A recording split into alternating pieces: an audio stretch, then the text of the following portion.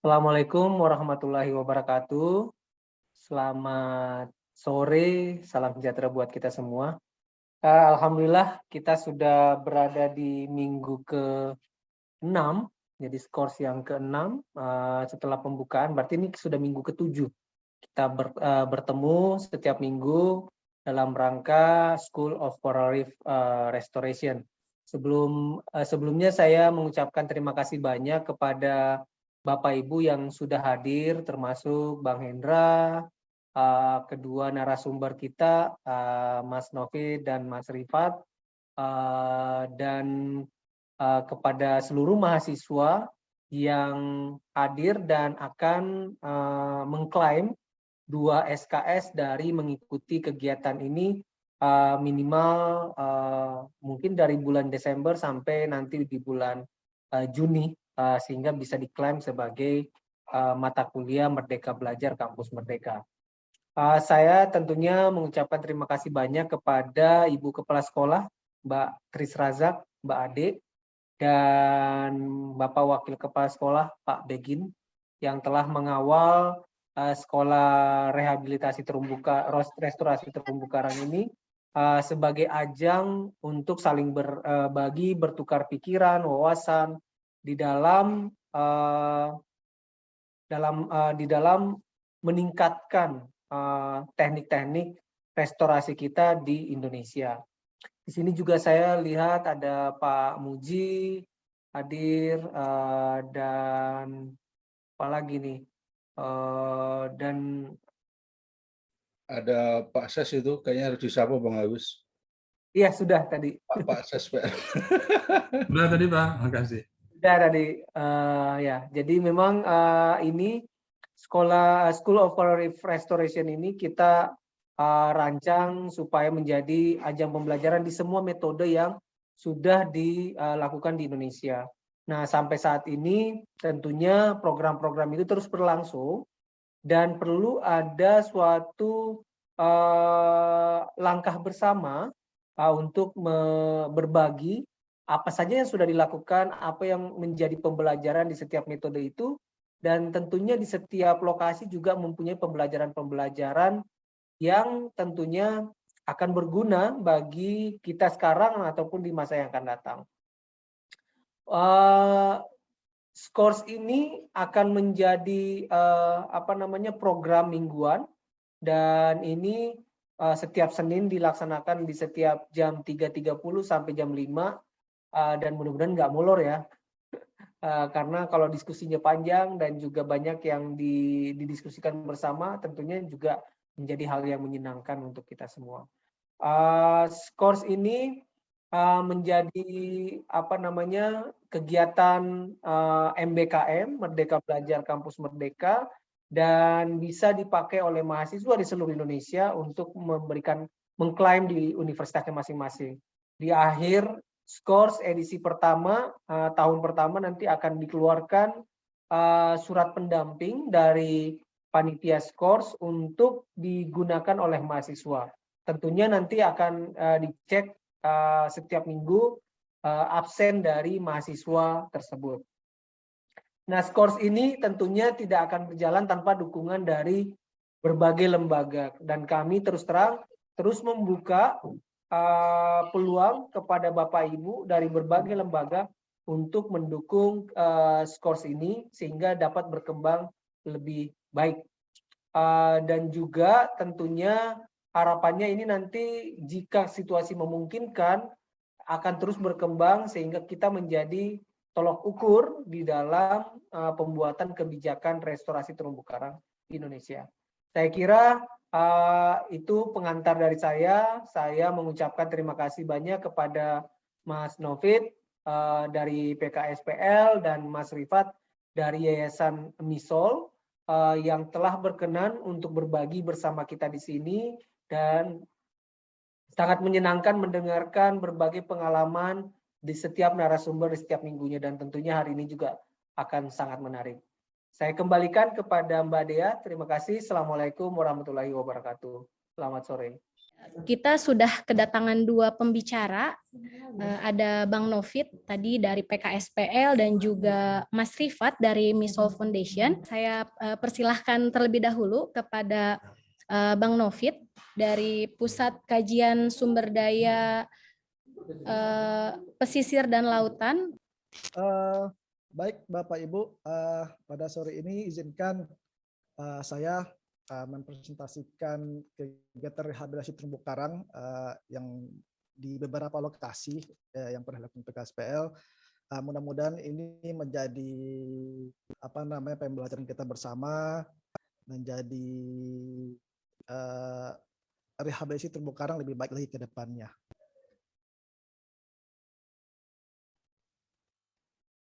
Ya, jadi filosofi yang dipakai adalah rehabilitasi terumbu karang sebagai teknik memperbanyak koloni karang dengan memanfaatkan reproduksi asexual karang secara fragmentasi. Jadi ini merupakan salah satu cara yang paling sederhana untuk kita melakukan rehabilitasi terumbu karang. Dan ini yang paling umum kita jumpai pada kegiatan rehabilitasi terumbu karang di Indonesia. Beberapa manfaat terumbu karang yaitunya untuk rehabilitasi ekosistem terumbu karang tentunya, dan untuk menjaga dan melindungi keberadaan ekosistem terumbu karang yang ada, terutama yang endemik di masing-masing daerahnya. Kemudian tentu saja untuk memperluas ekosistem terumbu karang, dari tadi ekosistem yang sudah rusak, dengan adanya transplantasi kita bisa memperluas ekosistem terumbu karang dengan lebih cepat. Kemudian meningkatkan diversitas biota laut yang ada, yang berasosiasi dengan ekosistem terumbu karang tentunya, dan transplantasi ini nanti juga bisa menjadi tujuan pariwisata. Kemudian menumbuhkan dan membangun kesadaran masyarakat akan pentingnya ekosistem terumbu karang, karena di lokasi-lokasi yang kita adakan rehabilitasi biasanya akan selalu mengajak melibatkan masyarakat, sehingga masyarakat juga paham akan pentingnya terumbu karang bagi kehidupan mereka. Kemudian meningkatkan partisipasi masyarakat dan stakeholder dalam upaya rehabilitasi ekosistem terumbu karang. Beberapa media transplantasi ini udah umum, ini juga yang kami lakukan di PKSPL seperti dari paralon, tali, dari semen atau beton. Tahapan transplantasi seperti yang sudah ketahui bersama, mulai dari pemilihan lokasi, pembuatan modul, pemilihan bibit, penanam karang dan monitoring. Ini yang biasanya selalu kita lakukan. Dan tentunya untuk monitoring dan perawatan, ini ada kegiatan pembersihan, penyulaman terhadap karang-karang yang jadi ketika kita melakukan transplantasi biasanya ada karang-karang yang udah stres duluan mungkin, atau tidak bisa beradaptasi sehingga perlu ada penyelaman. Kemudian untuk data-data yang kita monitoring adalah karang itu sendiri, karang yang ditransplant, kemudian ikan yang berasosiasi dan biota-biota lain. Nah, beberapa kegiatan transplantasi yang dilakukan oleh PKSPL itu ada dengan di Kepulauan Seribu itu dengan partner dengan Sinop tahun 2009 sampai tahun 2015 itu ada sekitar 1.200 modul yang dilakukan dalam 3 tahap. Ini mungkin Bapak Ibu sudah pada paham sudah pada tahu juga. Nah ini dengan survival rate-nya atau daya tahan hidupnya sebesar 50%. Kemudian juga ada dengan Star Energi kita di tahun 2013 sampai 2019, ini hanya 20 modul karena sebagai pilot project saja waktu itu. Ini kita lakukan di Pulau Nyamuk di Kabupaten Anambas, itu dengan SR sebesar 66%. Terakhir kita lihat di 2019 itu masih bertahan, masih ada. Kemudian dengan Pahayana UNJ ini kita lakukan di Pulau Gosong Indramayu. Nah ini Pulau Gosong ini berada di utaranya Pulau Biawak. Jadi sebenarnya Pulau Biawak itu terdiri dari tiga pulau. Dari paling selatan itu adalah Pulau Biawak, kemudian ada Gosong Pulau Gosong orang situ bilang, kemudian di atasnya lagi ada Pulau Cendekia. Pulau Cendekia. Nah ini kita melakukannya di Pulau Gosong itu. Kemudian kegiatan yang baru ini kami laksanakan itu dengan kerjasama dengan Bappenas, ICCPF dan Formed itu transplantasi di Kampung Yen Sawai. Itu sekitar 70 rak. Nah ini menggunakan media rak.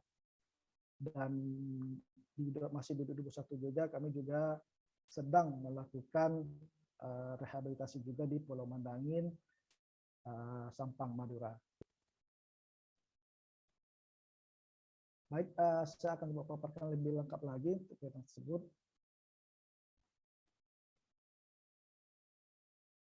Nah, ini yang dilakukan di Pulau Seribu itu ada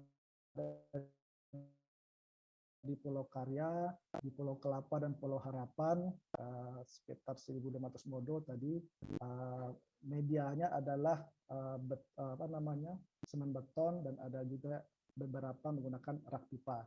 Nah ini kita lihat dari tahun 2009 dan tahun 2013 kelihatan sekali signifikan terumbu karangnya tumbuh. Tapi pada tahun-tahun setelah ini, setelah 5 tahun berselang, itu di beberapa media itu kita lihat beberapa karang transplant ini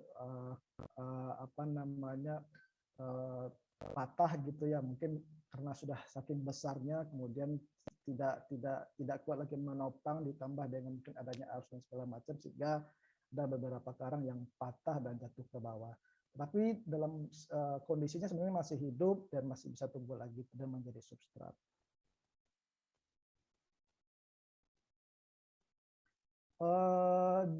Di Pulau Seribu sendiri kegiatan ini dibantu oleh kelompok masyarakat yang sudah ada di situ, yaitu Elang Ekowisata, dan di Pulau Harapannya juga ada juga kelompok-kelompok, ada kelompok mangrove juga kita di sana yang ikut membantu dalam pelaksanaan kegiatan rehabilitasi ini. Kemudian ini di Pulau Nyamuk di Kabupaten Anambas, medianya hampir sama dengan di Pulau Seribu. Nah ini juga dari tahun 2013, 2015, 2018 dan terakhir kita ada di 2019 juga ada monitoring. Kondisinya sangat pertumbuhannya sangat pesat di sini. Jadi kalau bisa saya sampaikan bahwasanya dari beberapa lokasi yang pernah kami rehabilitasi di Pulau Nyamuk ini pertumbuhannya lumayan paling pesat. Jadi sekitar 6 cm sampai 8 cm per tahun pertumbuhannya. Nah, cuman di sini seperti biasa mungkin Bapak Ibu musuhnya adalah alga, tapi di mana alga ini sudah mulai menggerogoti transplant yang ada. Hasil dari kegiatan rehabilitasi ini juga sudah dipublikasikan, baik dari segi terumbu karangnya maupun dari segi ikan karang yang ada yang berasosiasi. Ini bisa dilihat di sini sudah masuk di IOP. Nah, yang menarik di sini adalah kegiatan ini didanai oleh Star Energy, kemudian PKSPL memfasilitasi. Namun kegiatan ini sendiri di-leading oleh SMA 1 Siantan Timur, Desa Nyamuk. Jadi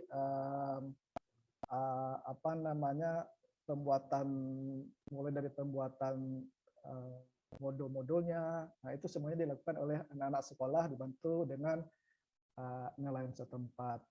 Di sini kita juga memberikan pembekalan kepada siswa-siswa tersebut.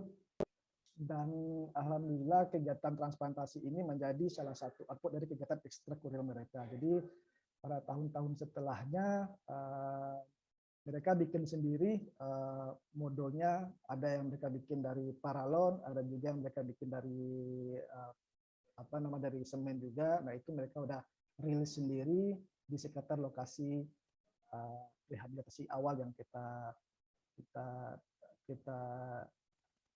lakukan. Kemudian ini ada juga di Pulau Gosong yang saya sampaikan tadi, di atasnya Pulau Biawak. Di sini medianya agak berbeda. Kita mencoba membuat media transparan dari semen namun berbentuk honai atau rumah adat Papua ya. Kita bilangnya bentuk honai gitu karena mengkerucut. Waktu itu pemikirannya adalah bahwasanya lingkungan atau ekosistem terumbu karang yang ada di sini itu rata-rata substansi didominasi oleh pasir dan datar. Nah, berharapannya dengan bentuk modul yang seperti ini akan memudahkan dalam penyusunan karena tinggal kita dorong gitu tanpa harus diangkat dan kemudian baru kita berdirikan. Jadi dengan harapan itu tadi mudah dalam proses penyusunan modul di bawah. Tapi pada kenyataannya modul ini ternyata agak terlalu tinggi. Jadi pada musim-musim tertentu, musim jeleknya gitu, ada beberapa modul yang roboh karena terkena arus. Kemudian yang kita bisa ambil juga dari sini,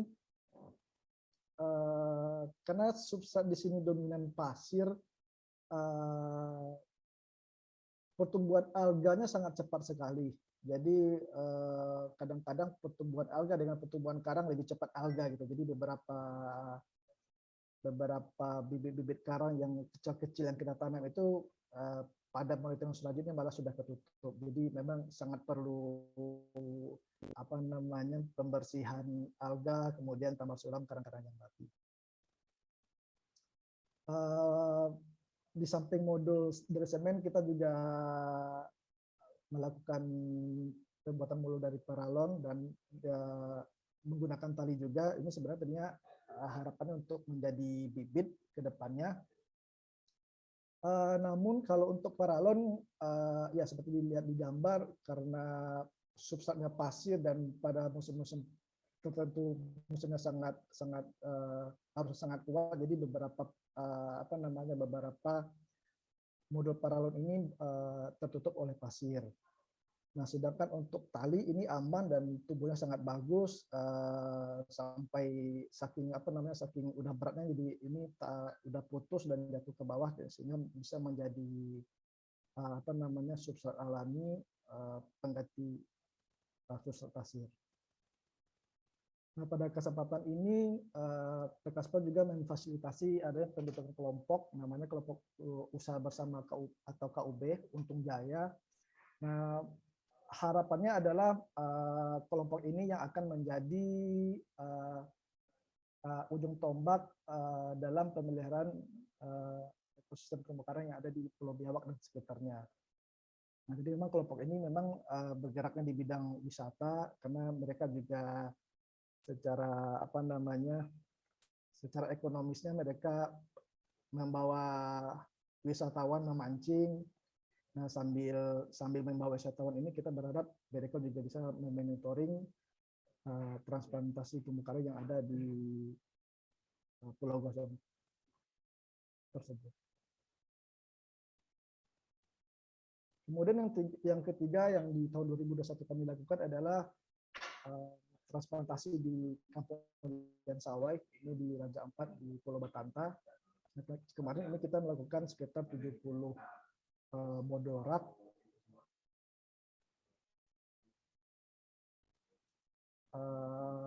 Dan alhamdulillah sejauh ini pertumbuhan cukup bagus dengan SS sekitar 87%.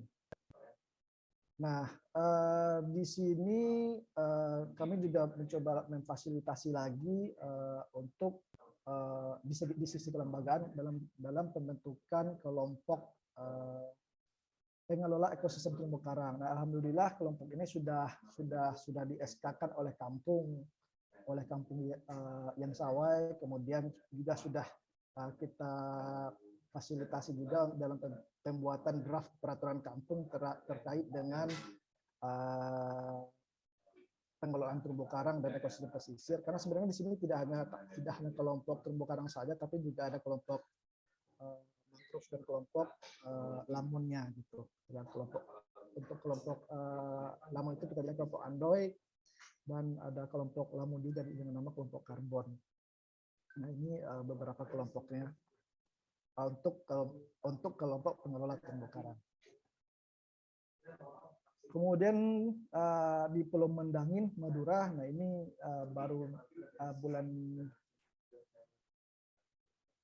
3 bulan ini mungkin Bapak Ibu kami merilis transplannya. Ini medianya masih sama. Nah, di sini yang cukup menarik adalah bahwasanya Pulau Mendangin ini ekosistem terumbu karang sangat-sangat terdegradasi, sangat-sangat bisa dibilang sih hasil pemantauan kemarin itu tutupan terumbu karangnya di bawah 10% lah, di bawah 10%. Sementara dulu saya sebelumnya sempat ke sini ke Pulau Mendangin di tahun 2014 atau 2015 begitu Pak. Di sisi timur Pulau Mendangin itu masih saya temukan terumbu karang yang bagus begitu. Mungkin dengan kondisi 30 sampai 40%. Tapi kemarin ya, di tahun 2021 ini hampir semua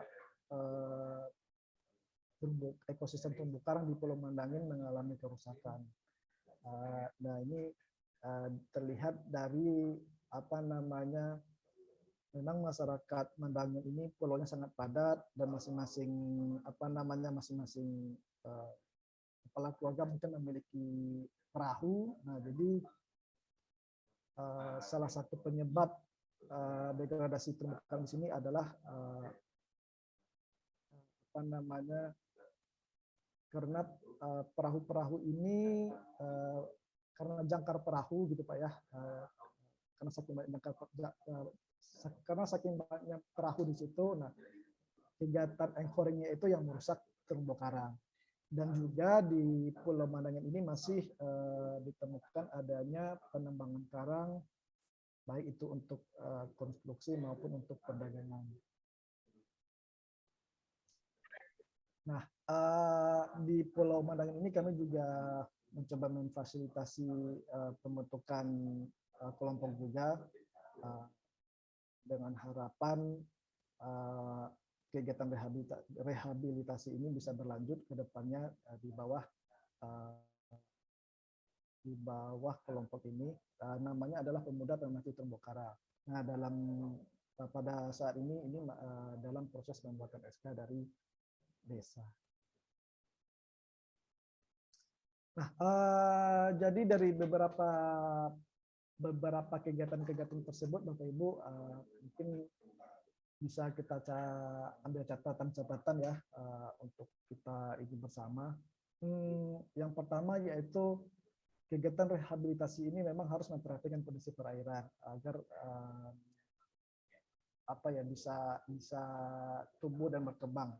Minimal itu ada faktor pembatas kehidupan terumbu karang seperti salinitas, kedalaman perairan, kejernihan perairan, dan arus, dan beberapa faktor lain tentunya, tapi minimal faktor-faktor pembatas kehidupan terumbu karang tersebut. Dan rehabilitasi memang sangat memerlukan pemeliharaan dan monitoring rutin. Nah, seperti disampaikan di awal-awal pemasangan biasanya kan beberapa transplant ada yang dipasang di atas, di mana si bibit karangnya terekspos oleh udara gitu ya, mungkin mengalami stres dan segala macam. Tapi di sisi lain juga ada beberapa karang yang pernah kita coba juga langsung memasang di dalam air dengan menggunakan semen putih kemudian dicampur lem segala macam yang sehingga memungkinkan untuk kita memasang di dalam air. Nah, itu perlu itu akan menyebabkan mungkin karang itu stres atau seperti apa dan sehingga mati. Jadi memang kegiatan pemeliharaan dan monitoring ini tambah sulam itu memang diperlukan dalam kegiatan rehabilitasi. Kemudian kalau bisa berbasis masyarakat, dan kalau bisa ada championnya di situ, mungkin 1 atau 2 orang cukup, atau kalau tidak ada kelompok yang akan melanjutkan program tersebut, yang akan memelihara dan memonitoring kegiatan transparan tadi, sehingga selesai kegiatan selesai gitu. Harapannya selesai kegiatan, selesai program, ini berlanjut oleh kelompok-kelompok yang memang mereka ada kepedulian di ekosistem terumbu karang. Nah, selanjutnya adalah keberlanjutan dana dan keberlanjutan program. Nah, ini ya kalau tidak ada dana nih program ini kayaknya susah untuk bisa lanjut ya. Jadi nggak perlu ada keberlanjutan dana. Nah, dengan adanya kelompok ini diharap kelompok juga bisa aktif mencari sponsor-sponsor, mungkin bisa ke pihak swasta atau ke pihak pemerintah yang sejalan dengan atau memiliki visi dan misi yang sejalan untuk program rehabilitasi. Kemudian tentunya kelompok ini perlu ada pendampingan secara berkala karena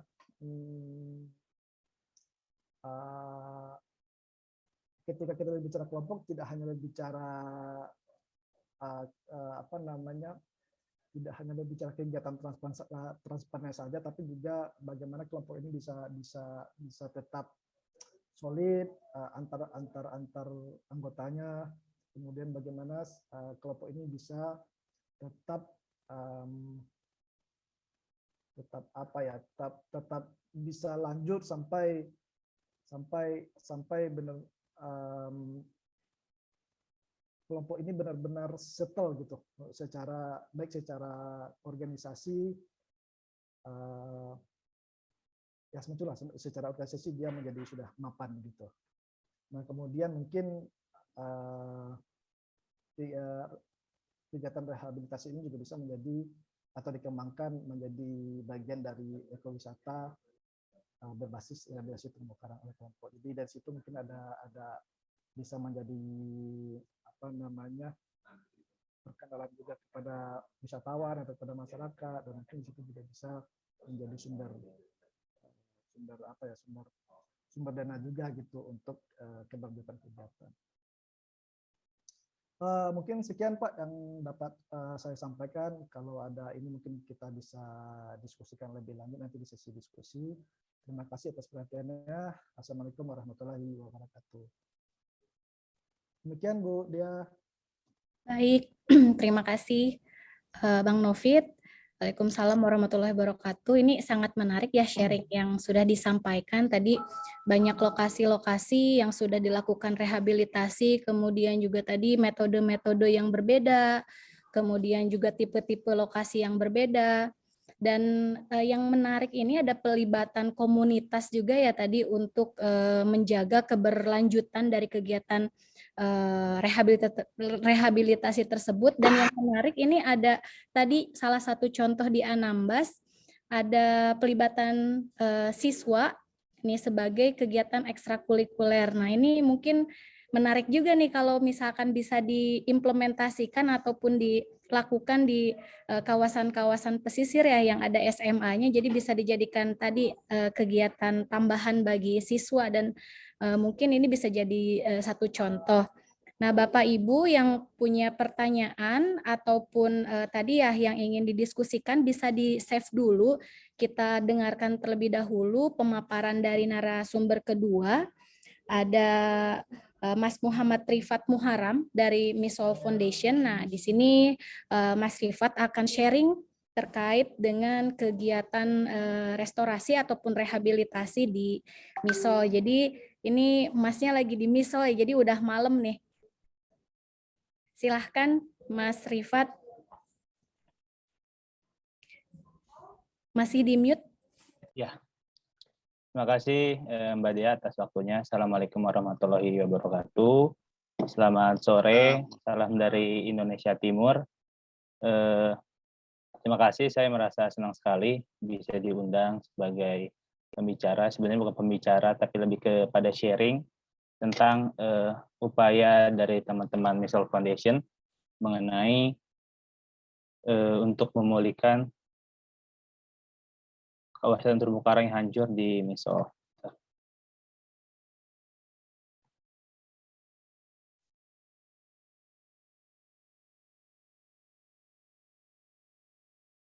Sudah terlihat ya Mbak Dia ya share screen-nya?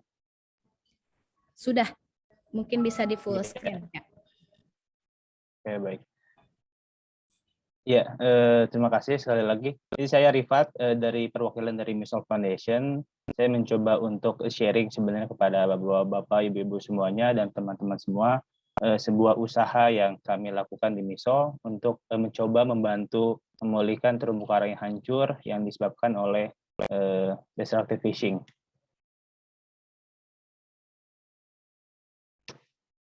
Nah, jadi sebelum saya menjelaskan apa yang kami lakukan, saya juga ingin menjelaskan dulu sebenarnya Misol itu apa, di mana dan sebagainya, karena mungkin banyak juga dari teman-teman semua belum tahu Misol itu ada di mana. Jadi Misol itu salah satu kawasan di Raja Ampat. Kalau teman-teman pernah ke Raja Ampat, itu di Raja Ampat sebelah selatan, di bagian bawahnya Raja Ampat, di kursor saya sudah dilihat. Mas Nah, Rifat, Misol ini merupakan Mas Rifat, Ya, maaf ya, Mbak itu Dea. slide-nya nggak bergerak. Sepertinya tadi pas share screen bisa share screen desktop. Jadi pas bergerak nggak maju slide-nya. Oh, baik, sebentar.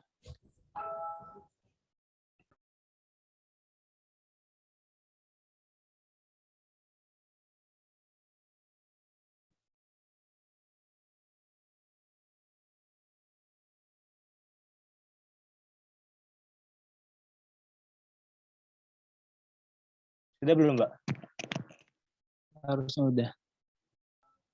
Nah ini sudah. Sudah ya? Iya, jadi kalau bisa dilihat Misol ini berada di daerah Raja Ampat di bagian selatan. Nah, kalau bisa lihat kursor saya, nah ini bagian Misol. Nah, Misol ini merupakan kawasan konservasi keren daerah di Raja Ampat. Nah, kalau kita berbicara data, Misol ini sesuai sumber dari TNC Indonesia itu memiliki lebih dari 75% spesies sekarang yang bisa ditemukan. Jadi total di Indonesia itu 75%-nya bisa ditemukan di Misol. Nah, kurang lebih sekitar 387 spesies. Jadi bisa betapa kayanya gitu terumbu karang di Misol, dan juga biasa diklaim oleh banyak wisatawan Misol ini mempunyai terumbu karang yang terkaya di dunia katanya. Nah, ini potret salah satu dari kawasan terumbu karang yang ada di Misol. Begitu indah, begitu banyak jenis genus yang bisa kita lihat, ikan-ikannya banyak dan sebagainya, betapa sehatnya. Tapi ternyata di sisi lain banyak juga orang yang tidak tahu bahwa ternyata di Misol ini banyak terumbu karang dengan area yang hancur. Gitu. Nah, kita bisa lihat di foto ini, itu kan berbeda sekali dengan foto yang sebelumnya.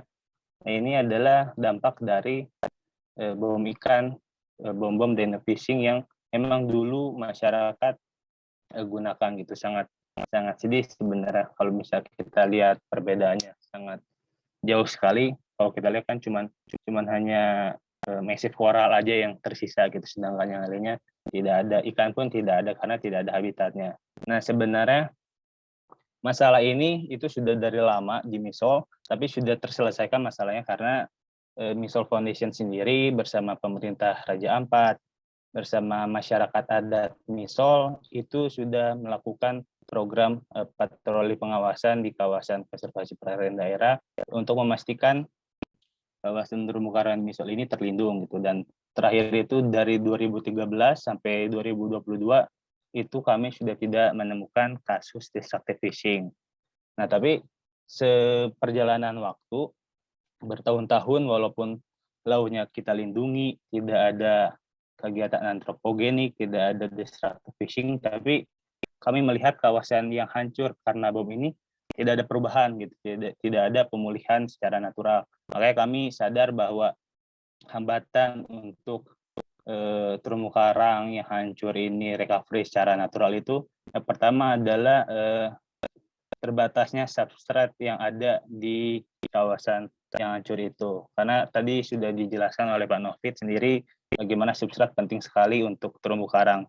Sehingga kalau misalkan tidak ada substrat yang kuat, yang stabil, karang itu sulit untuk tumbuh. Memang pengalaman saya sering melihat banyak polip-polip karang yang sudah nempel di rabel-rabel yang di kawasan terumbu hancur ini.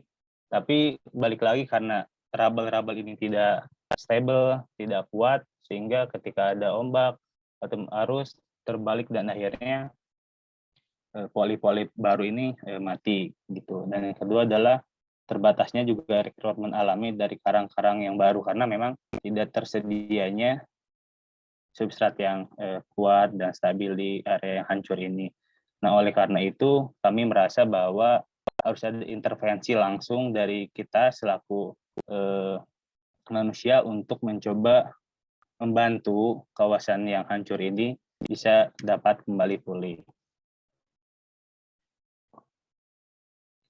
Nah, akhirnya kami Misol Foundation sendiri menginisiasi sebuah proyek yaitu Reef Rehabilitation Project yang dimana tujuannya hanya satu untuk membantu kawasan terumbu karang yang di Misol ini yang rusak itu dapat kembali pulih. Gitu. Kami melakukan dua metode. Yang pertama itu penambahan artificial reef yang dimana tujuannya untuk menyediakan substrat yang stabil dan kuat sehingga nanti polip-polip baru bisa nempel dan tumbuh. Lalu yang kedua juga kami melakukan metode transplantasi karang, tadi sama seperti yang sudah dijelaskan oleh Pak Novit. Dan transplantasi karang ini harapannya dapat mempercepat regenerasi terumbu karang di daerah tersebut.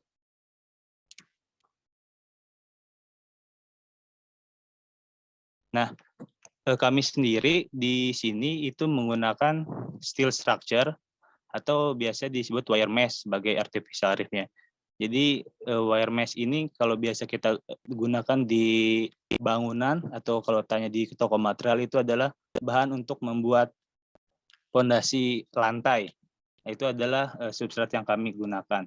Nah, kalau Bapak-bapak, Ibu-ibu semua bisa lihat di sebelah kanan atas itu salah satu artificial reef-nya itu berbentuk dome dan yang bawah itu berbentuk flat. Jadi kami menggunakan substrat yang sama tapi bentuknya dua. Yang pertama ada dome, yang kedua adalah flat. Nah, kenapa kami memilih substrat ini? Yang pertama sudah tentu karena biaya juga, karena kami mencari harga substrat yang menurut kami terjangkau. Lalu juga kami mencari substrat yang mudah dibuat dan mudah digunakan dan mudah dilakukan gitu. Lalu juga substrat ini kami rasa stabil, kuat kalau misalkan ada arus ataupun misalkan ombak tidak goyang dan juga bahannya itu cocok untuk pertumbuhan karang. Nah, kami sendiri bagaimana caranya untuk memilih cocok pakai dome atau flat itu tergantung dari substrat dasar perairannya. Kalau misalkan substrat dasar perairannya full dengan rubble atau patang-patang karang yang hancur karena bom, kami biasanya menggunakan yang flat. Tetapi kalau misalkan substrat dasar perairannya itu rubble bercampur dengan pasir, itu kami biasanya menggunakannya yang dome karena takutnya kalau misalkan kami pakai flat itu biasanya ketika ada ombak kuat atau arus mungkin pasir-pasir yang di bawah itu biasanya naik ke atas sehingga dapat menutupi polip-polip baru atau transplantasi karang transplant baru sehingga dapat mengganggu ataupun membuat si karang-karang itu mati. Lalu juga kami melihat tipe terumbunya.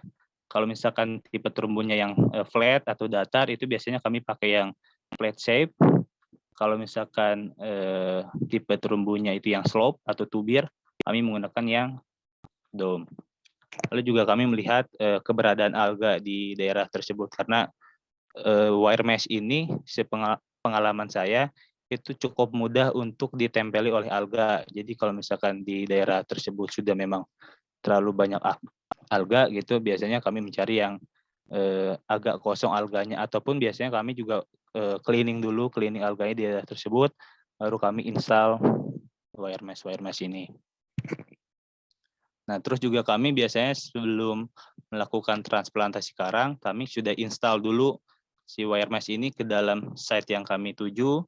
Jadi mungkin sekitar 1 minggu itu baru kami lakukan transplantasi karang. Nah, biasanya juga kami jadi kita biasanya di sini menggunakan cat anti karat, lalu melumuri bagian-bagian wire mesh yang akan ditransplant karangnya di situ menggunakan pasir, supaya ketika badan karang kena si substrat itu tidak kena karatnya, supaya tidak mati, seperti itu.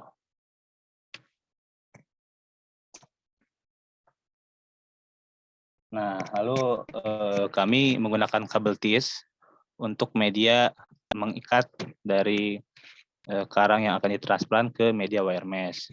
Nah, sebenarnya ada 2 metode kami untuk mencari fragmen-fragmen karang ini. Kami tidak membuat coral nursery, karena kami pikir dan kami melihat bahwa di sini ketersediaan fragmen karang itu sangat banyak gitu.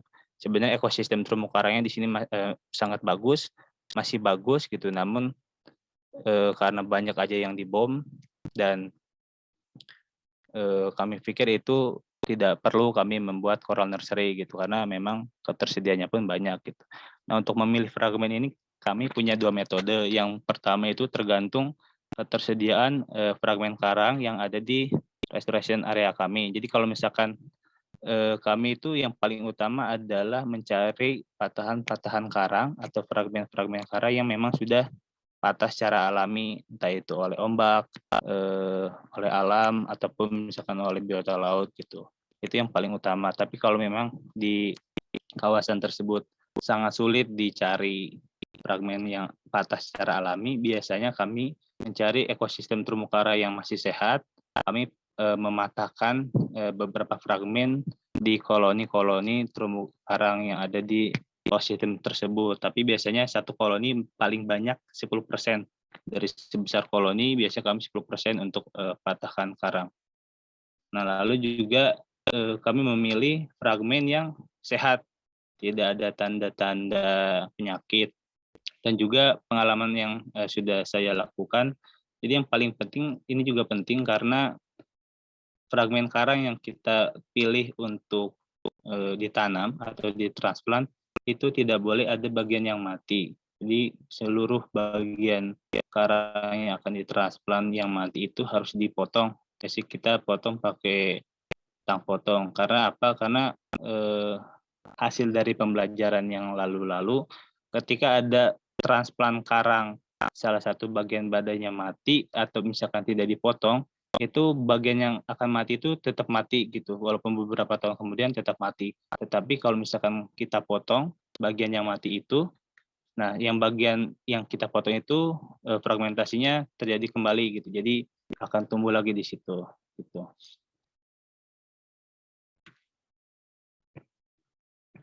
Nah, selain juga penambahan substrat buatan, lalu juga kegiatan transplantasi karang, ini juga salah satu yang paling penting menurut kami adalah monitoring karang, karena kami pikir bahwa karang-karang yang baru ditransplant itu karena masih kecil, baru patah dari koloninya, itu masih rentan. Jadi kami melakukan kegiatan monitoring secara rutin. Itu yang pertama untuk mencatat survival rates-nya dari karang-karang yang ditransplant. Lalu juga kami mengontrol substrat-substrat buatan tadi itu, ya wire mesh dari alga, coral killing sponge, COTS, ataupun yang lainnya. Ini juga penting karena yang sudah saya sampaikan tadi bahwa media ini cukup mudah kami temui ditempeli oleh alga ataupun coral killing sponge. Dan ada beberapa kasusnya saking cepatnya mereka merambat, akhirnya mereka dapat merambat di bagian tubuh karang, dan ada juga yang walaupun karangnya sudah besar, tertutupi oleh coral killing sponge ataupun alga, akhirnya karangnya mati. Nah, kami juga secara rutin untuk cek substrat-substrat yang kami tenggelamkan dan kami bersihkan. Biasanya kalau ada alga yang terlalu banyak ataupun coral killing sponge, biasanya kami sikat supaya bersih. Lalu yang terakhir itu adalah kami juga mengontrol rekrutmen baru yang secara alami. Jadi ternyata hasilnya alhamdulillah baik sekali. Substrat yang kami tenggelamkan, wire mesh ini cocok untuk polip-polip baru menempel di situ. Sejauh ini yang sudah saya catat, beberapa genus yang menempel yang baru di wire mesh ini ada Poikilopora, Acropora, Porites, dan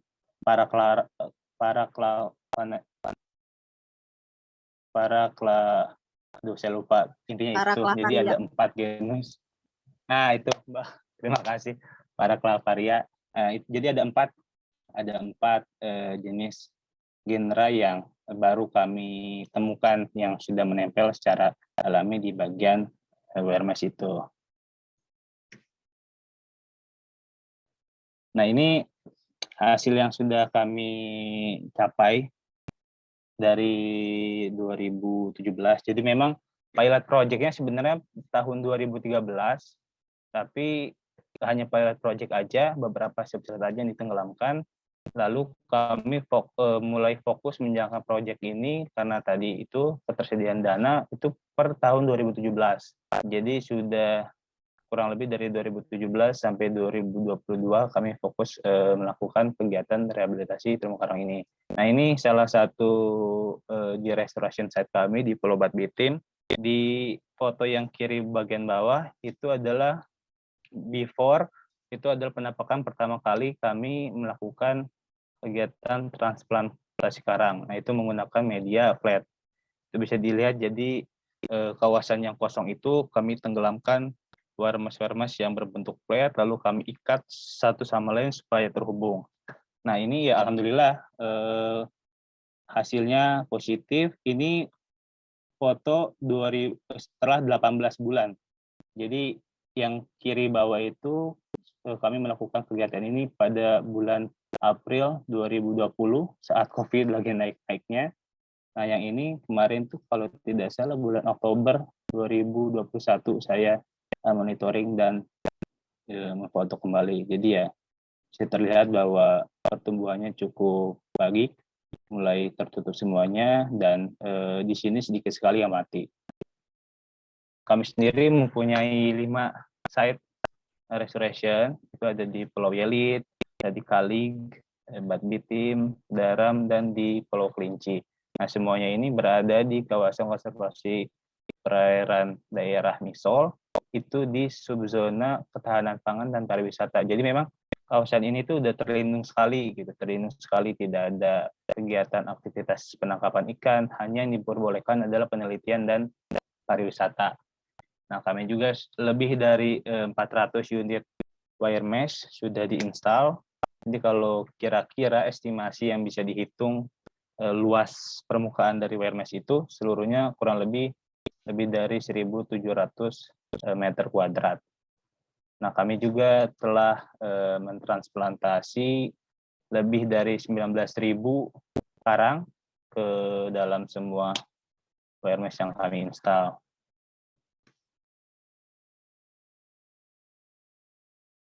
Nah, kalau tadi hasil yang flat, nah ini adalah salah 2 foto hasil yang dome.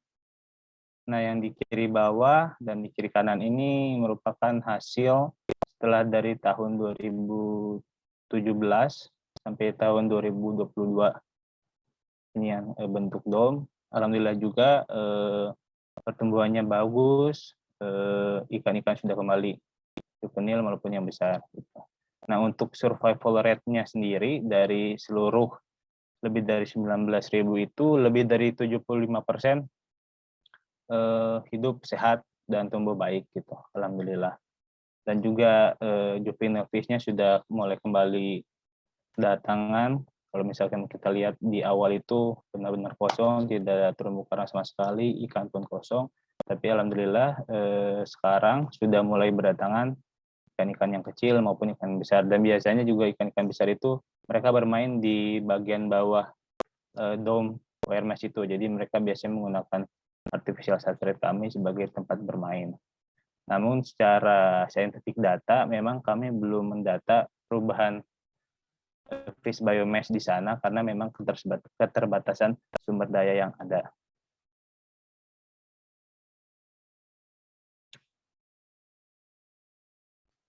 Iya, sekian dari saya tentang sharing tentang upaya yang sudah dilakukan di MISOL.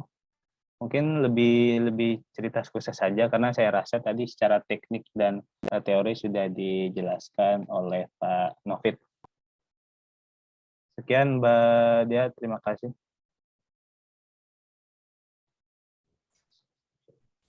Baik, terima kasih Mas Rifat atas sharingnya. Ini juga sangat menarik ya tadi secara detail disampaikan bagaimana teknik memilih bibit, kemudian juga metode-metode baik itu di flat ataupun di slope sehingga kegiatan restorasi ataupun rehabilitasi bisa menghasilkan survival rate yang tinggi. Nah mungkin Bapak Ibu ataupun Mas Mbak teman-teman mahasiswa yang hadir bisa menyampaikan pertanyaan ataupun diskusi terkait dengan pemaparan yang sudah disampaikan kedua narasumber. Kami persilahkan bisa disampaikan secara langsung ataupun di chat.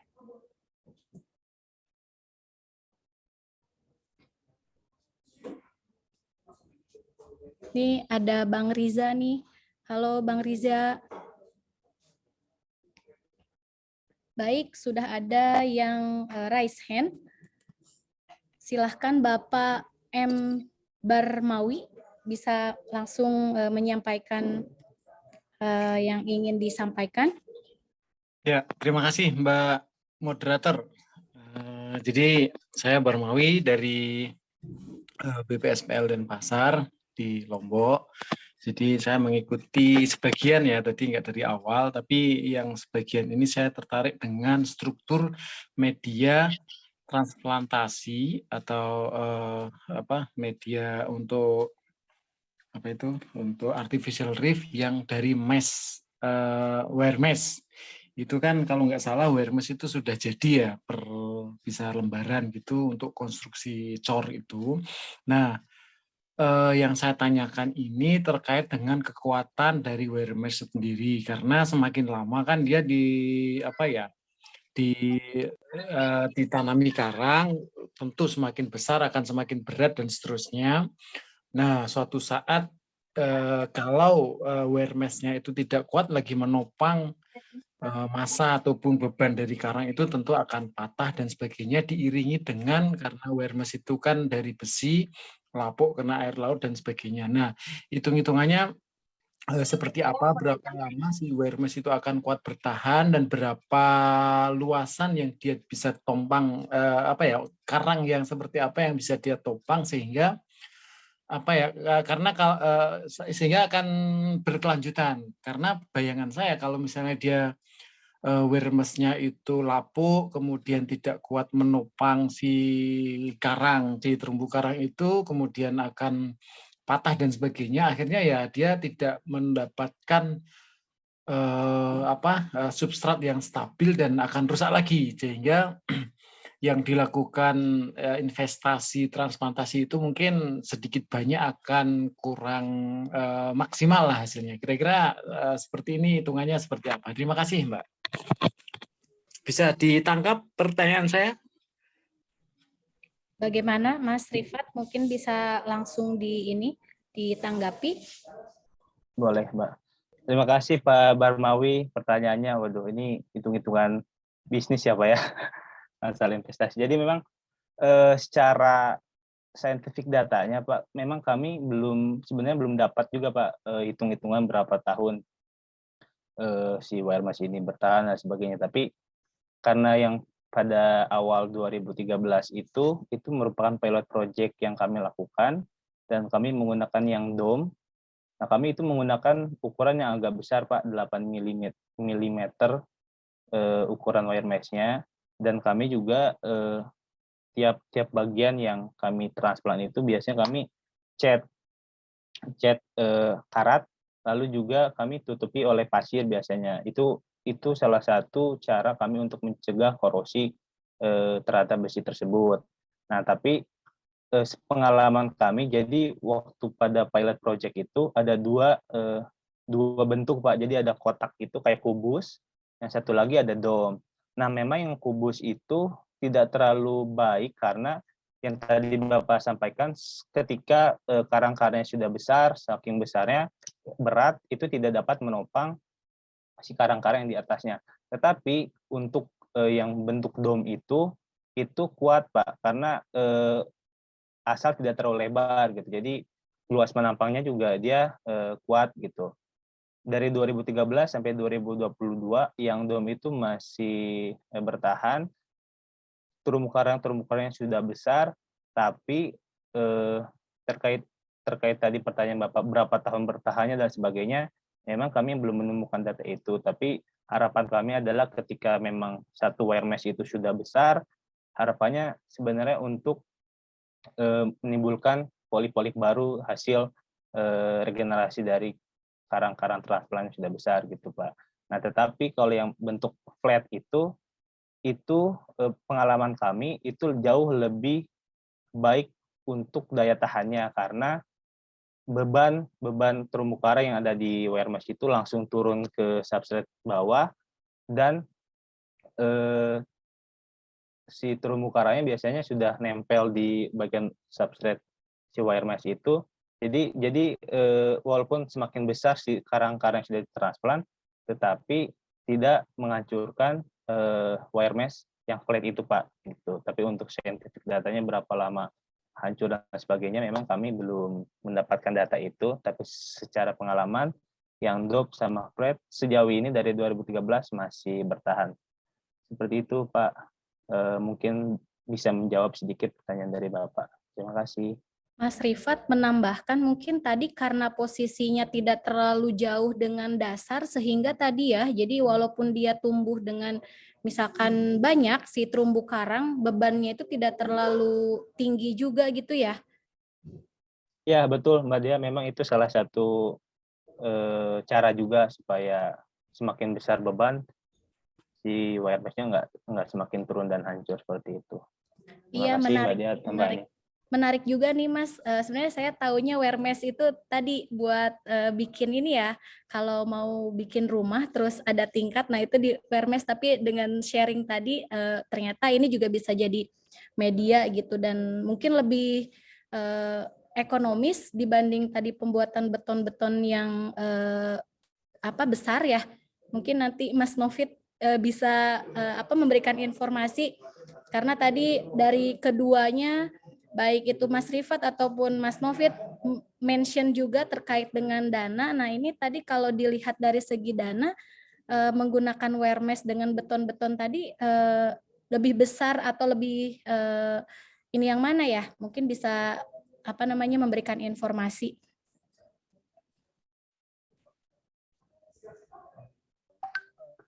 Kalau yang di Sorong ya Mbak, harga Sorong itu untuk wire mesh itu kurang lebih 350 meter persegi itu bisa cuma 7 juta rupiah. 7 juta sampai 7.500.000 rupiah untuk luasan si substratnya. Kalau yang flat biasanya lebih murah, tergantung ketebalan dari besinya itu sendiri. Ya, Bang Novit mungkin gimana kalau beton tadi gimana Bang? Ya, benar. Jadi kalau untuk beton terakhir kita bikin yang di Mandangin itu, kalau ini kita hitung satu per modulnya itu kemarin dengan modal 140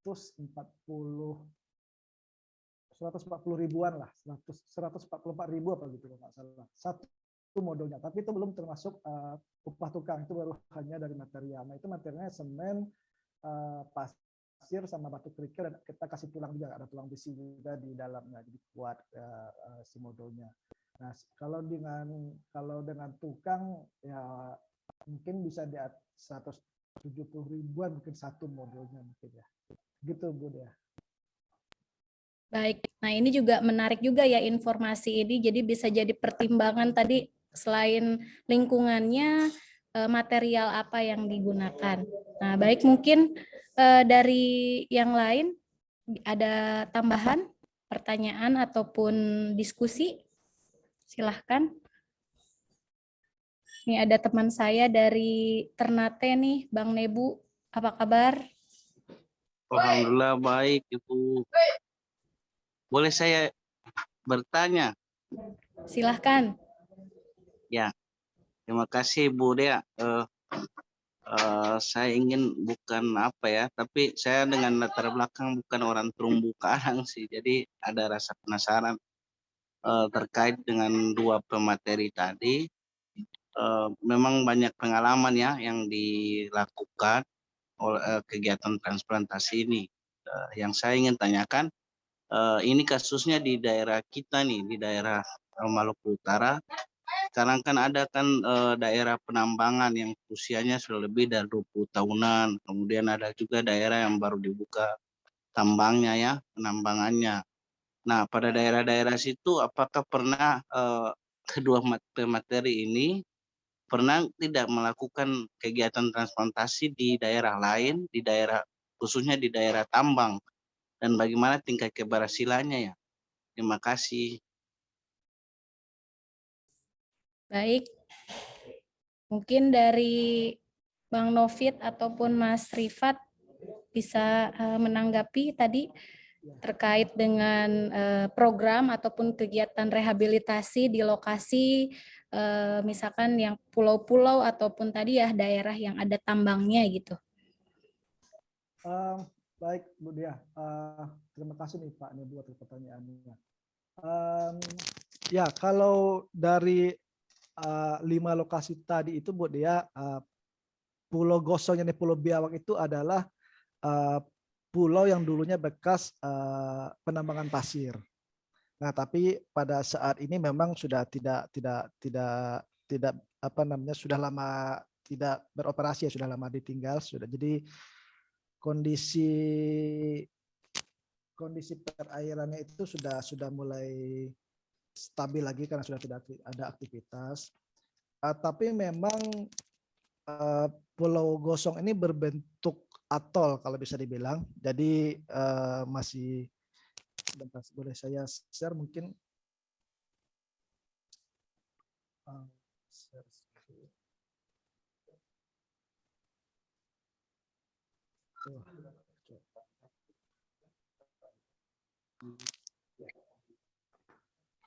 Sebentar.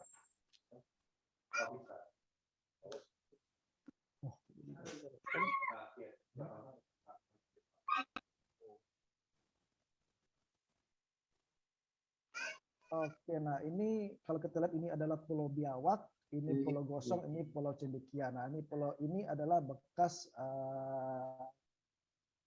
apa namanya, penambangan pasir dulunya.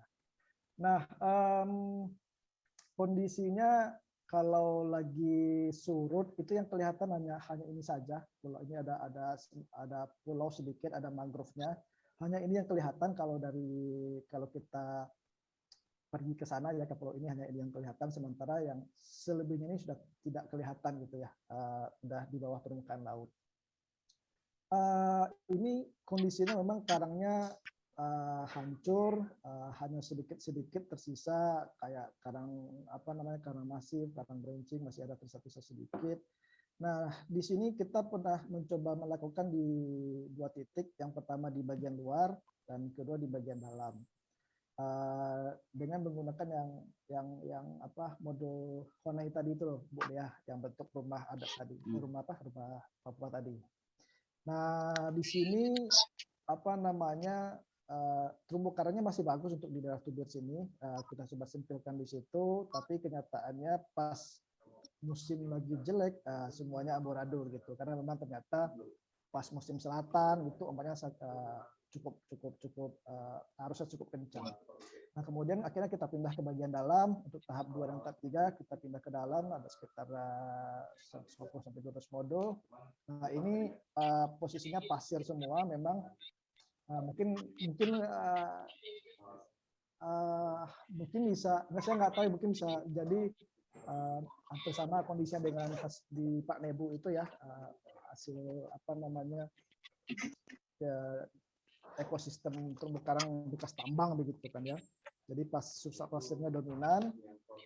Nah, di sini memang permasalahannya adalah sangat cepat ditumbuhin alga, Pak Nebu. Jadi bisa kita lakukan. Jadi kita di sini melakukan dengan ada 3 media.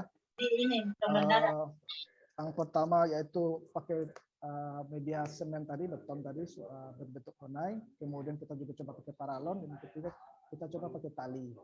Nah, dari ketiga media itu, media tali lebih bagus, Bapak Ibu sekalian, karena itu tadi mungkin karena ini adalah di dalam di dalam gosong, kemudian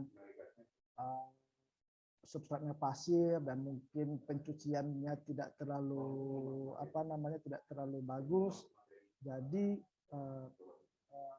transplantasi dengan media tali itu lebih cepat, lebih subur, lebih perkembangannya lebih pesat dibandingkan dengan yang lain-lain.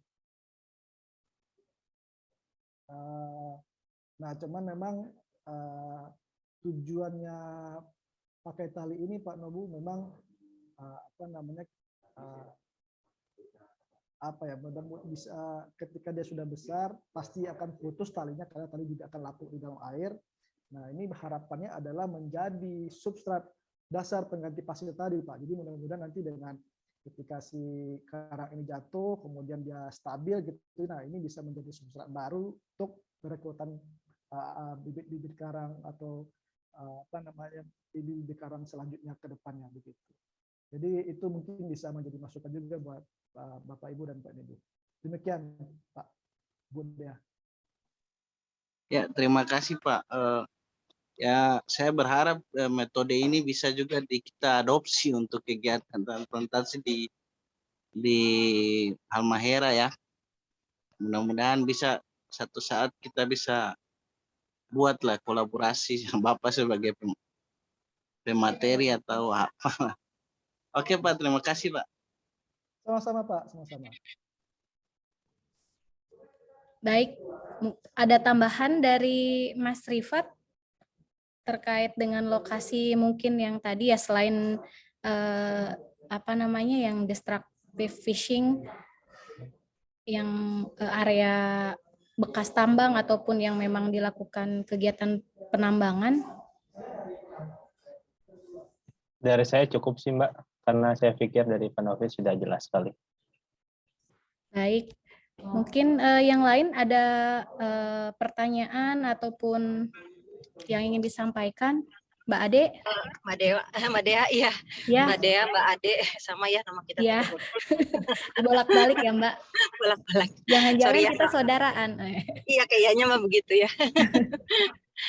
Mohon maaf ya sambil lagi nyetir ini. Tadi terima kasih banget pemaparan dari Pak Novit dan Pak Rifat. Luar biasa ya. Saya jadi semakin sadar gitu. Kalau dulu saya selalu pikirnya restorasi pasti nggak akan berhasil gitu ya. Tapi ternyata kalau lokasinya bisa dibilang seperti Raja Ampat ya, yang perairannya masih mungkin jauh dari pencemaran, terus sumber daya terumbu karang sebagai pusat larvanya juga masih sangat terjaga. Itu amat sangat bisa dilakukan ya, bahkan dengan istilahnya material-material yang murah aja gainingnya dalam waktu 18 bulan bisa seperti itu ya, luar biasa gitu. Tapi on the other hand juga saya sering melihat di daerah-daerah yang mungkin sudah tercemar dan lain sebagainya, itu agak kurang ya. Jadi pemilihan lokasi itu juga sangat penting. Nah, yang menarik tadi Mas Rifat, saya ingin menambahkan ya, memang kalau pakai wire mesh yang langsung menempel ke substrat, jadi kemungkinan dia patah atau roboh itu kecil gitu ya. Tapi jadi dia langsung menempel ke substrat dengan harapan dia bisa menstabilkan substrat.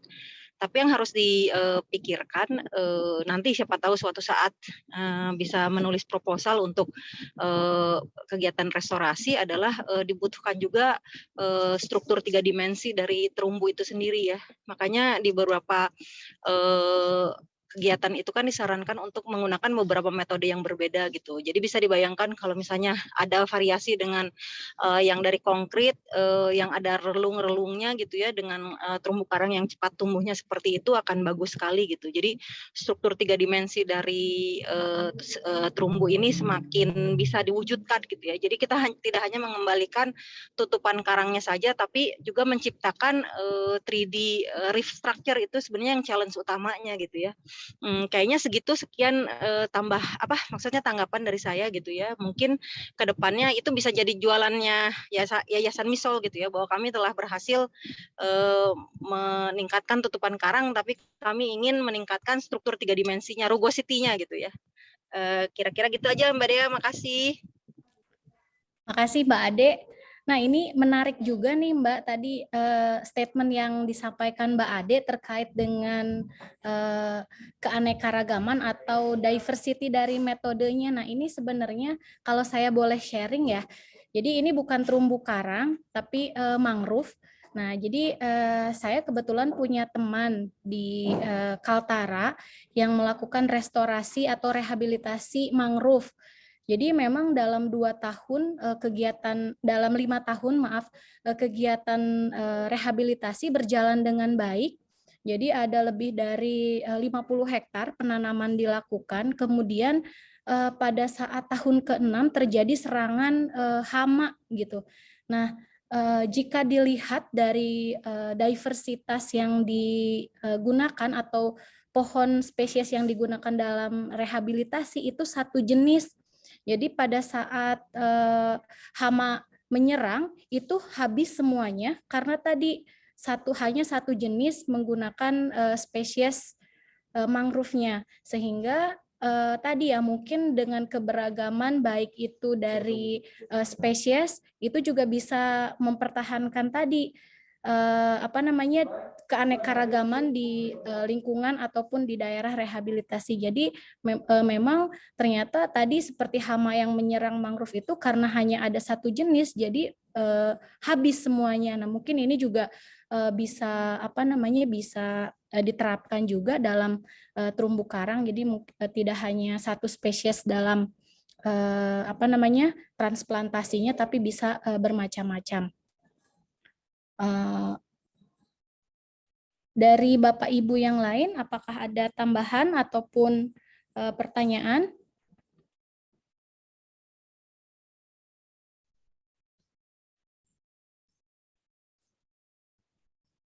Dari mahasiswa mungkin di sini ada Sabil nih, ada Nabila. Ini kan jadi ini ya Merdeka Belajarnya teman-teman mahasiswa. Jadi silahkan, ini kita kedatangan narasumber yang hebat-hebat, jadi bisa tanya-tanya banyak. Halo Sabil. Mungkin sambil menunggu yang lain nih, saya bertanya nih kepada kedua narasumber. Tadi kan memang dalam kegiatan rehabilitasi itu apa namanya melibatkan komunitas gitu ya, Mas Novit, Bang Novit dan Mas Rifat. Saya tidak tahu tadi dari Misol apakah sama juga melibatkan komunitas.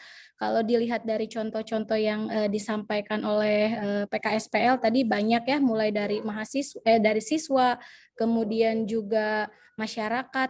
Nah, itu sampai berapa lama komunitas itu dibina dan ditinggalkan gitu. Maksudnya ditinggalkan tuh dalam artian oh ini oke sudah bisa nih dibiarkan mandiri. Nah, itu sampai berapa lama sih agar tadi walaupun ibaratnya programnya selesai tapi tetap bisa berjalan. Jadi mungkin bisa di-sharing terkait hal tersebut.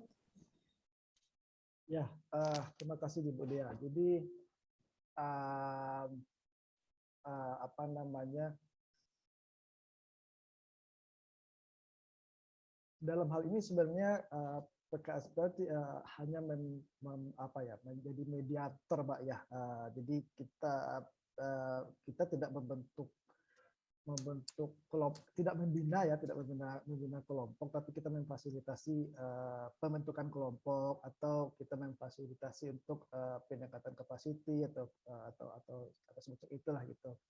Nah, kebetulan kan ini memang kegiatan-kegiatan ini adalah kan kerjasama dengan beberapa pihak ya, ada panel-panelnya gitu, seperti mungkin dengan di mana namanya di Anamas tadi itu kan kita dengan Star Energy gitu. Nah, jadi kebetulan sekolah yang tadi itu adalah salah satu binaannya dari si perusahaan tersebut gitu. Nah, kita di sini mencoba memfasilitasi memberikan masukan terhadap si perusahaan dan si kelompok ini, dalam hal ini adalah siswa, bagaimana mereka intinya sih peduli terhadap terumbu karang. Jadi di Anambas ini kalau kita berbicara ke orang tua mereka yang nelayan, dibandingkan kita berbicara dengan siswa yang masih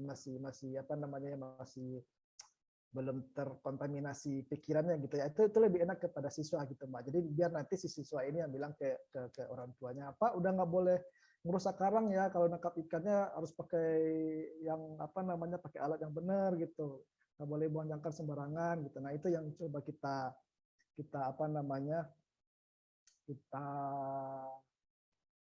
kita didik dari awal gitu ya, supaya siswa ini tahu apa itu terumbu karang. Karena lucunya begini, Mbak Dea.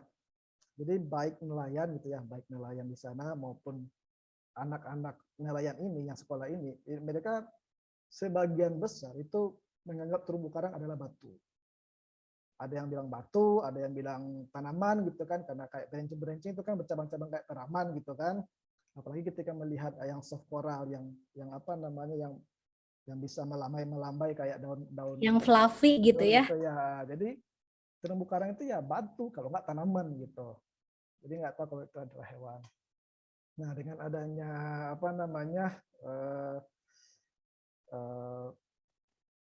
pendidikan sejak dini kepada siswa ini, nah diharapkan memang tidak hanya siswanya tapi ke orang tuanya juga dikasih tahu gitu. Nah, kemudian dilanjut di lokasi-lokasi yang lain, misalnya kayak di Yansawai tadi. Nah, itu memang mereka sudah teredukasi dengan transplantasi, Mbak. Teredukasi dengan ekosistem pesisir lah, baik itu terumbu karang, baik itu lamun dan segala macam. Dan sebenarnya sudah ada kelompok sebelumnya di situ, tapi tidak berjalan. Nah, kemudian kita masuk, kita coba cari informasi yang semacam, ternyata mereka masih mau nih gitu bentuk kelompok untuk, karena mereka kalau mereka sadar gitu bahwasanya kalau terumbu karang rusak maka ikan berkurang. Nah, itu mereka sudah paham itu. Nah, akhirnya mereka mau dibentuk. Nah, kita coba fasilitasi, kita coba legalkan dengan SK Pak Kampung tadi, dan kita coba bikin draft undang-undang kampung gitu kan untuk menjaga si ekosistem tadi. Nah, sejauh mana bisa kita tinggal gitu ya, biar kita lepas. Nah, ini memang jawaban susah-susah ini ya, susah-susah gampang. Tapi pada kenyataannya misalnya yang kayak di yang di Pulau Biawak itu, Mbak, yang Pulau Gosong tadi, nah itu kan kita coba bikin KUB itu ya. Nah, itu memang sebelum kita lepas, kita ada capacity building, kita sekitar 3 bulan waktu itu. Jadi kita ada seminar, kemudian didampingi selama 3 bulan, nah kemudian dilepas. Jadi karena memang kan agak susah juga ya kalau kita berlama-lama standby di situ ya, itu agak susah. Cuman memang kesini cuma tinggal kontak-kontak saja, ada masalah di mana, apa yang bisa dibantu, hanya seperti itu saja sih. Udah ya. Demikian, mudah-mudahan menjawab. Baik, terima kasih. Ini ada raise hand Pak Veda Santiaji. Kami persilahkan Pak. Ya, terima kasih Dea. Pertanyaan ini saya ingin sampaikan ke Novid dan Rifat. Menurut saya menarik pembelajaran dari apa yang dipresentasikan, keberhasilan upaya-upaya uji coba transplantasinya. Nah, yang menjadi pertanyaan saya adalah tadi ada juga komponen capacity building juga disampaikan oleh Novid ya. Yang tanya saya mengenai monitoring nih Pak, kan seringkali tantangan kita itu adalah monitoring itu kalau dilakukan oleh rekan-rekan yang dari perguruan tinggi ataupun dari NGO misalnya, pada satu waktu ada keterbatasan pendanaan karena misalnya proyek selesai atau kegiatan itu juga selesai. Nah, apakah dari pembelajaran atau pengalaman ini juga ada upaya untuk menggunakan metode yang sederhana sehingga masyarakat setempat sendiri juga bisa melakukan monitoring langsung. Mungkin metodenya tidak seperti halnya yang saintifik untuk di perguruan tinggi atau ya. Tapi paling tidak tadi kalau saya melihat ada unsur edukasi itu tadi ya, yang sampai masyarakat masih melihat terumbu itu ya tadi sebagai batu tadi. Karena di banyak tempat saya juga masih sering menemukan begitu bleaching, sekelompok masyarakat kemudian menggali gitu karena dianggap sudah mati kan. Padahal ada kemungkinan dia mampu untuk pulih kembali. Nah, kalau di presentasi Pak Novid tadi saya sempat termati judulnya apa? Transplantasi terumbu karang sebagai upaya rehabilitasi, mungkin juga bisa transplantasi terumbu karang ini sebagai upaya edukasi gitu. Ketika kelompok masyarakat ini diajak ikut mengamati dalam periode waktu tertentu. Itu bayangan saya gitu. Tapi apakah hal tersebut itu juga memungkinkan dilakukan atau mungkin sudah dilakukan baik di MISOL gitu maupun beberapa kegiatan yang dilakukan oleh PKSPL, mungkin bisa juga di sharing di sini Pak, proses menemukan teknik monitoring yang sederhana misalnya yang bisa dilakukan oleh masyarakat langsung. Terima kasih. Baik, terima kasih Pak Veda. Silahkan mungkin Mas Rifat dan Bang Novid bisa ditanggapi. Silakan Pak Rifat. Ya, terima kasih Pak Novid. Terima kasih Pak Veda atas pertanyaannya.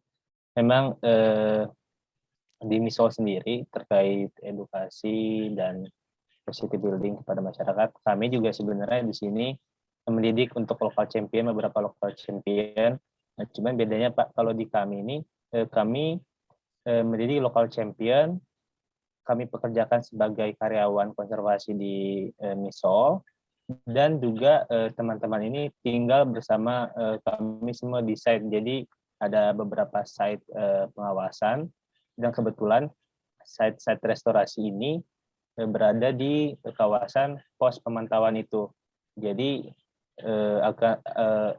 akan lebih mudah bagi kami untuk memantau, mengecek restorasi areanya.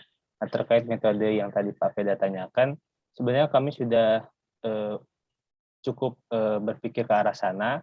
Selain sebenarnya kami juga mempunyai, jadi tiap-tiap pos itu mempunyai scuba diving masing-masing Pak, untuk teman-teman lokal champion ini untuk bisa secara reguler untuk memonitoring di kawasan restorasi kami. Tapi karena memang tadi keterbatasan dana juga yang membuat jumlah monitoring tidak terlalu sering gitu karena dana.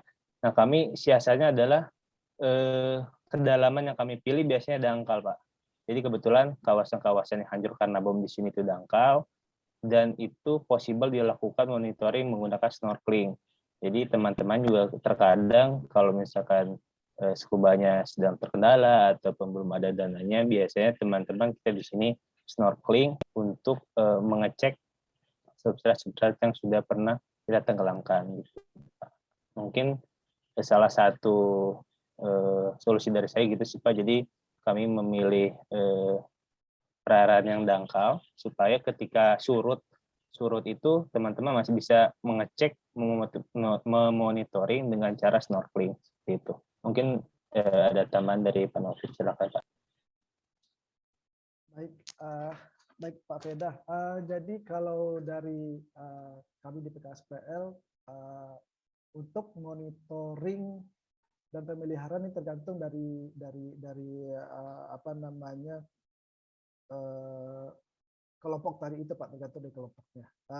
Contoh kasus yang anak sekolah tadi yang di Anambas, untuk monitoring itu hanya sebatas laporan saja. Jadi nanti kalau adik-adik main ke laut, tolong difotokan, kemudian tolong dilaporkan sudah seperti apa gitu. Kemudian kalau ada penambahan dan segala macam kegiatan-kegiatan, nah itu mungkin intinya sih baru sebatas pelaporan saja Pak, karena untuk yang pertama mereka ini kan untuk lokalisasi transport itu agak dalam memang Pak, di kedalaman 4 meter, mereka tidak punya alat untuk melakukan monitoring. Terus yang kedua rehabilitasi yang dilakukan mereka sendiri untuk kegiatan ekstrakurikuler, nah itu ditempatkan di tempat yang dangkal di depan sekolah. Jadi ini sekolahnya benar-benar di depan laut Pak. Jadi mereka taruh di depan sekolah di kedalaman sekitar 1,5 meter sampai 2 meter. Itu sebagai untuk ekstrakurikuler tadi, dan laporan ke kita gitu kan ke PKSPL itu hanya sebatas foto-foto saja. Nah, kemudian kalau untuk di Pulau Gosong yang Biawak, nah KUB ini kita bekalin Pak dengan edukasi terkait dengan pemeliharaan. Jadi kalau memang si KUB ini nanti lagi mencari ikan, karena kebanyakan anggota ini mayoritas adalah nelayan. Jadi ketika mereka nanti mencari ikan, mohon disempatkan singgah di sana, atau kalau kata memang lagi ada dana dari atas untuk melakukan monitoring, tolong dimonitoring dengan cara membersihkan modul-modul tadi Pak, karena memang modul-modul di Pulau Gosong itu cepat sekali ditumbuhin alga. Jadi hanya sebatas membersihkan si modul tadi saja. Nah, sementara untuk di Yansawai ini kebetulan si championnya ini sarjana, jadi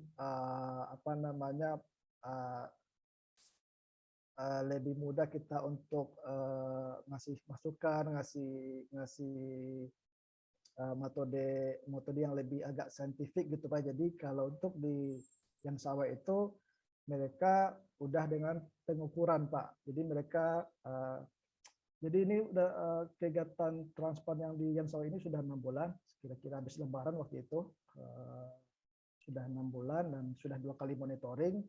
Nah itu data-datanya semuanya didapatkan dari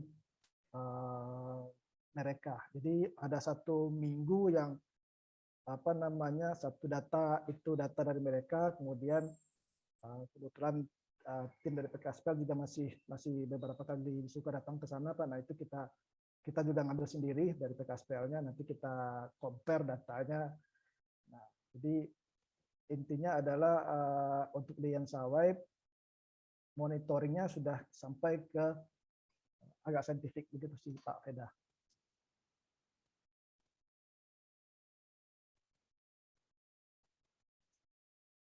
Demikian Bu Dea.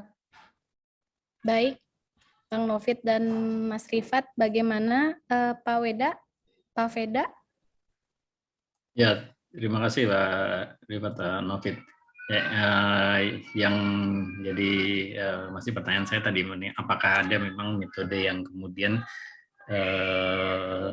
lebih sederhana yang memang bisa dilakukan oleh kelompok masyarakat langsung, sehingga bisa membandingkan di T0-nya, kemudian T1, T2 misalnya, tentunya tidak menggunakan referensi yang begitu saintifik gitu ya, tapi paling tidak bisa memberikan ilustrasi kepada kelompok masyarakat yang lain sehingga kembali tadi bahwa terumbu karang itu bukan batu gitu ya, sehingga kalau memang sudah dicontohkan transplantasi penanaman kelihatan ada memang pertumbuhannya, yang mana yang cepat, mana yang lambat, terus mana yang bertahan ketika nanti mungkin nggak tahu ada situasi bleaching seperti begitu. Kalau memang belum ada ya tidak harus ada, tapi ingin dapat aja kalau memang sempat muncul dalam proses berjalan. Tapi terima kasih banyak Novit dan Mas Rifat. Ya, boleh Pak Veda saya tambahin. Jadi kalau untuk editing sawi memang metodenya masih pakai penggaris Pak Veda. Jadi kemarin kita ajarkan kita belikan jangka sorong. Jadi untuk monitoring pertumbuhan tolong diukur tinggi berapa, lebarnya berapa gitu. Sampai di situ saja sih Pak Veda. Terima kasih.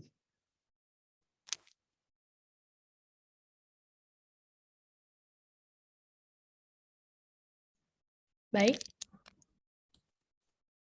Terima kasih Bang Novit untuk tambahannya. Kemudian ini ada raise hand juga dari Salsabila. Silahkan Salsabil bisa disampaikan.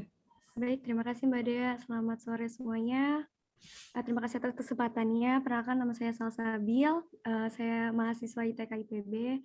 Sebelumnya saya di sini juga masih belajar, dan yang ingin saya tanyakan itu selama ini saya melihat juga banyak terkait pemulihan lebih banyak ke reform itu branching. Nah, bagaimana untuk reform yang lainnya? Apakah bisa atau lebih sulit atau bagaimana gitu? Karena jika hanya branching saja di suatu lokasi, contohnya mungkin Raja Ampat, jika hanya branching yang dilakukan, maka nantinya ke depannya akan lebih banyak branching saja kayak gitu. Seperti itu Mbak Dea. Mungkin bisa dipahami. Terima kasih Mbak Dea. Baik, terima kasih Sabil. Mungkin dari para narasumber bisa ditanggapi pertanyaan dari Sabil. Saya mencoba menjawab ya Mbak Dea. Ya, terima kasih Mbak Sabil. Pertanyaannya memang betul, diversitas itu penting sekali. Nah, sebenarnya kami juga di sini itu kami tidak hanya untuk yang branching dan acropora saja yang kami transplant, tapi juga ada beberapa genus karang dan bentuk leform gitu. Ada yang tabulate, ada yang masif, submasif dan sebagainya. Jadi kami juga berpikir ke arah sana bahwa kalau misalkan kami hanya menanam yang branching aja, berarti tidak ada diversitas di arah situ. Nah, tetapi temuan yang saya lihat setelah pengalaman melakukan kegiatan ini, salah satu selain branching yang menurut saya cepat sekali tumbuh itu adalah yang tabulate. Acropora tabulate itu hasil yang saya lihat semua selama ini itu merupakan salah satu bentuk leform yang juga cepat seperti branching. Tapi memang untuk bentuk yang massive ataupun submassive itu cenderung lambat pertumbuhannya, tapi yang saya lihat juga itu lebih resisten terhadap perubahan suhu dan kualitas perairan gitu. Kalau misalkan kita lihat Acropora branching lebih cepat tumbuh, tapi juga tidak terlalu resisten, tetapi yang submassive dan massive dia termasuk yang cukup lambat tumbuhnya, tapi lebih kuat dan lebih resisten. Mungkin itu jawaban dari saya, Mbak Dea.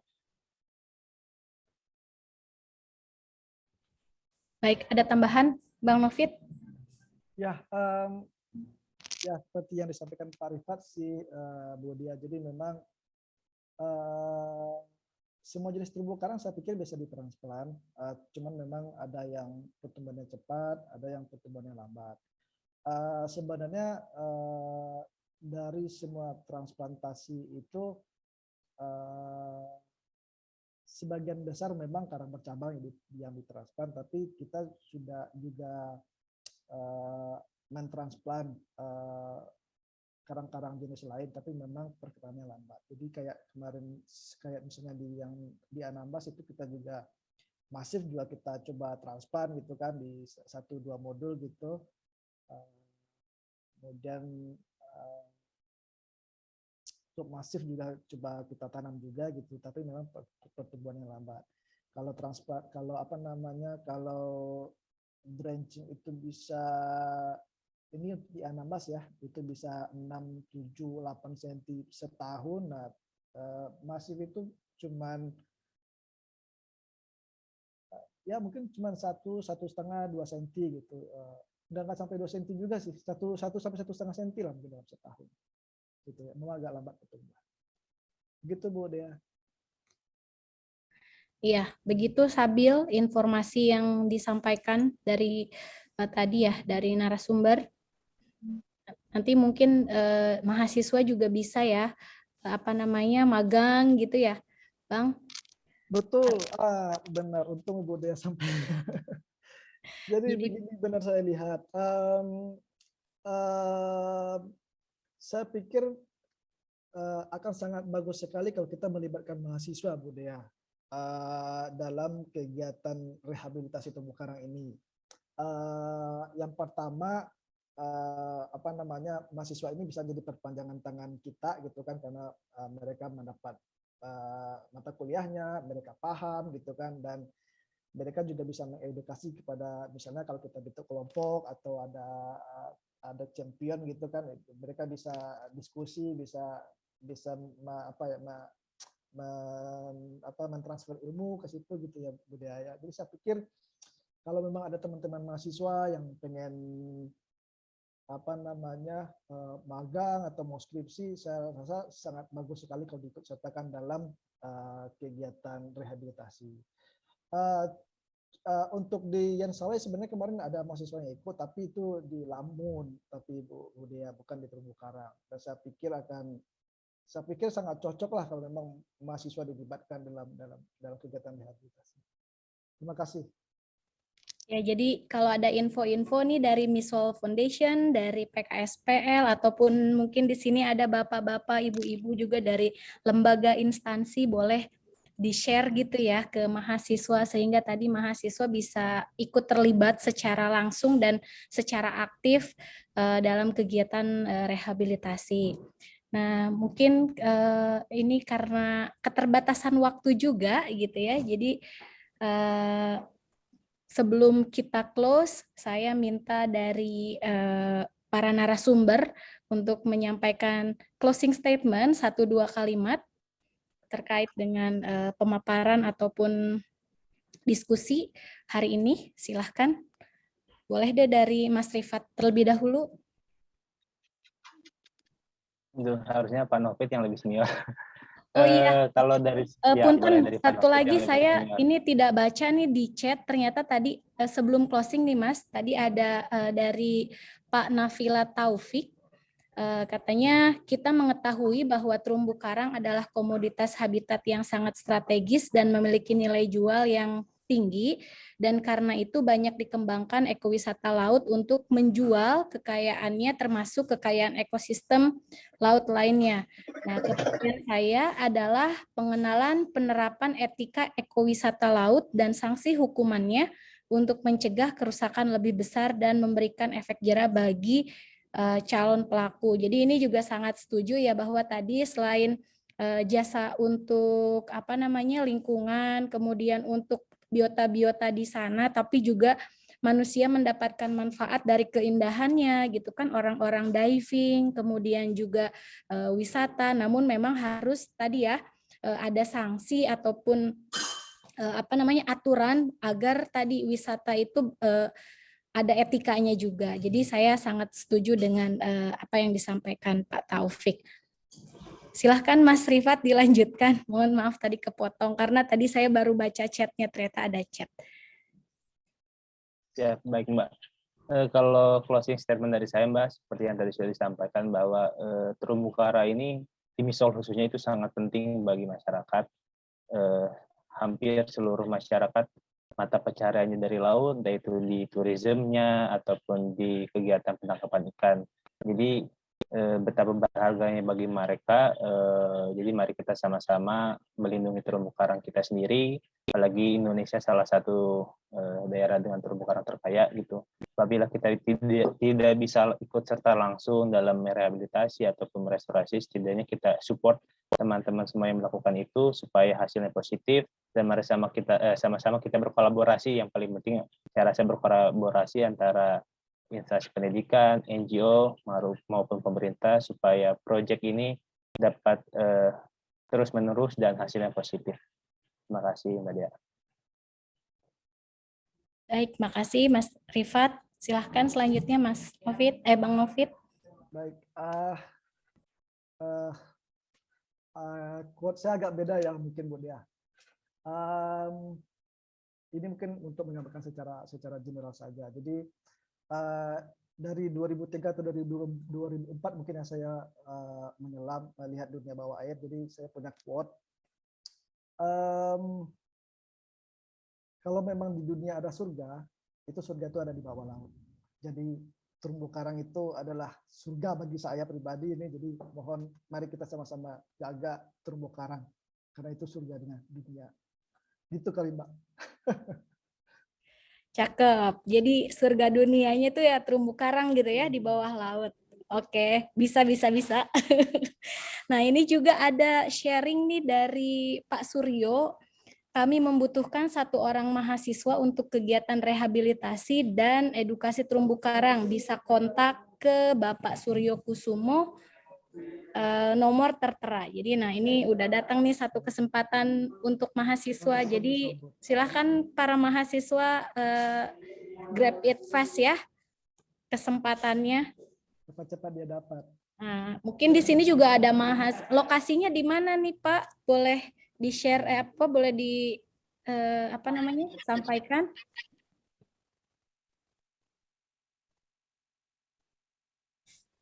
Oke, ya mungkin nanti bisa langsung kontak aja Bapaknya gitu ya. Siap, Pak. Mungkin dari Ibu Kepala Sekolah sama Wakil ada tambahan sebelum kita close? Mbak Ade, Bang Begin? Ya, saya sih dari saya sih maaf ya agak terganggu semuanya. Dan saya sih ingin mengucapkan terima kasih banyak ya kepada para narasumber, Mas Rifat, Mas Novit, dan juga kepada Pak Kadep atas segala dukungan dan supportnya selama ini, juga teman-teman. Saya merasa semakin hari, semakin setiap minggunya bertemu, semakin banyak sekali ilmu yang bisa di-share. Jadi sekali lagi terima kasih buat semuanya yang sudah mendukung dan narasumber yang sudah berbaik hati untuk share ilmunya. Kayaknya dari saya segitu aja deh.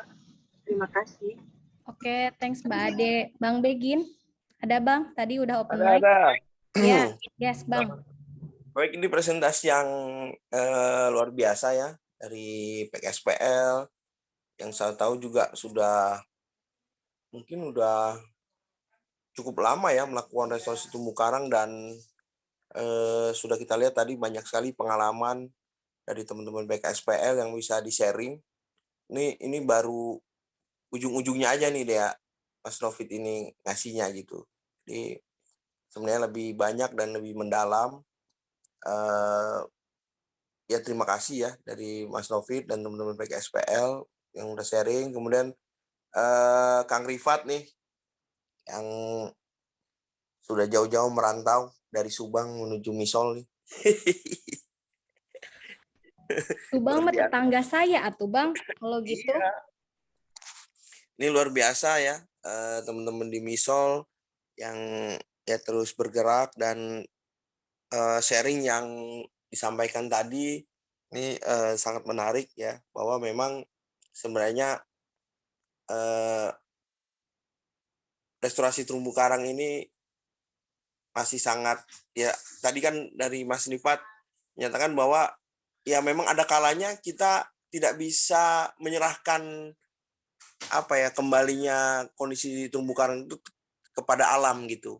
Nah, makanya perlu usaha manusia yang membantu dalam kegiatan restorasi dan rehabilitasi terumbu karang. Nah, jadi ini sangat penting dan ya mudah-mudahan apa yang kita usahakan ini memberikan dampak yang baik ya bagi ekosistem terumbu karang di Indonesia. Selaku